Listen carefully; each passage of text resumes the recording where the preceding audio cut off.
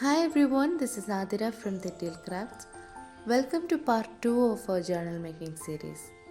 Have you ever wondered how to preserve the beauty of flowers and leaves so you can use them in journals, bookmarks, greeting cards, or beautiful handmade crafts? In this video, we are putting 3 different drawing methods to the test. We got some lantanas, euphorbias, and many more flowers and leaves. But keep in mind that the flowers are thicker because we have to use them for drying. And the delicate ones can be avoided. So without any further ado, let's get started. Our first method is ironing. So what we have to do is place the flowers between two plain sheets of paper and gently press them with an iron. Also make sure the iron isn't too hot. Keep it on low setting so you don't burn the flowers and leaves. The second method is the classic book pressing technique.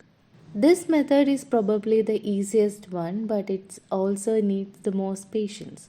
For this, I am using an old encyclopedia from my bookshelf.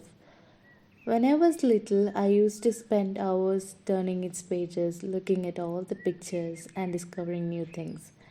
It holds so many wonderful memories. That's why I don't want to tear its pages for journaling, even though that's a common practice. Instead, I would rather preserve both the book and the memories that comes with it. Simply place the flowers between absorbent paper, tuck them inside a heavy book, and let them do the rest. I'll be creating my own stickers and journal elements, and I'll share that with you in the next parts of the series. For now, let's focus on drying these flowers.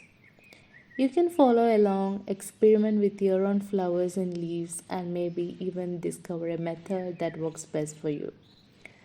Now, all we have to do is wait patiently and see what we've got. Since I will need a lot more dried leaves for my upcoming projects, let's pick some more and press them inside a heavy book.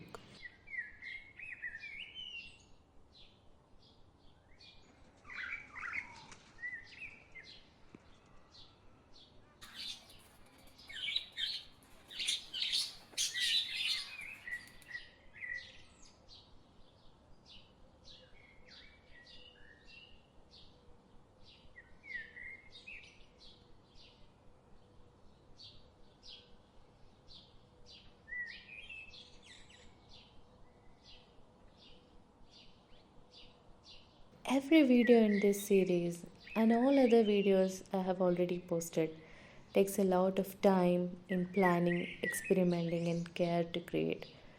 If you enjoy this journey, don't forget to subscribe to the Deal Crafts. Your support keeps me motivated to create more. If you feel my efforts are truly deserving, please consider liking and sharing as well. For the final method, I am combining iron pressing with silica gel. First, I will lightly iron press the flowers to flatten them. Then I will place them in silica gel to complete the drying process. I am excited to see whether this combination helps preserve the flowers even better than the other methods. If you're wondering where to get silica gel, don't worry. It's easily available online and you may even find it in some craft or stationery stores. I bought it online. If you need details, do let me know in the comments. Choosing the right flowers is really important. Some flowers are very delicate and unfortunately this little one didn't make it. Don't feel discouraged if some flowers don't turn out the way you expected. Just handle them gently, experiment with different flowers and leaves, and you will gradually discover which ones works best for drying. These are the dry flowers I bought online and you can also use them. If you watch closely, these flowers are already colored. So we can also color the dry flowers we made. This step is optional. The flowers and leaves that dry well can be turned into beautiful handmade crafts. So what are you waiting for? Go grab your favorite flowers and leaves and start creating something beautiful. I can't wait to see your creations. If you make something, share it with us in the community tab. I would absolutely love to see that.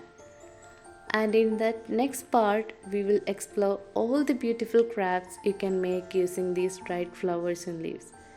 So stay tuned, and if you haven't subscribed to our channel yet, don't forget to hit that subscribe button, and see you in the next video.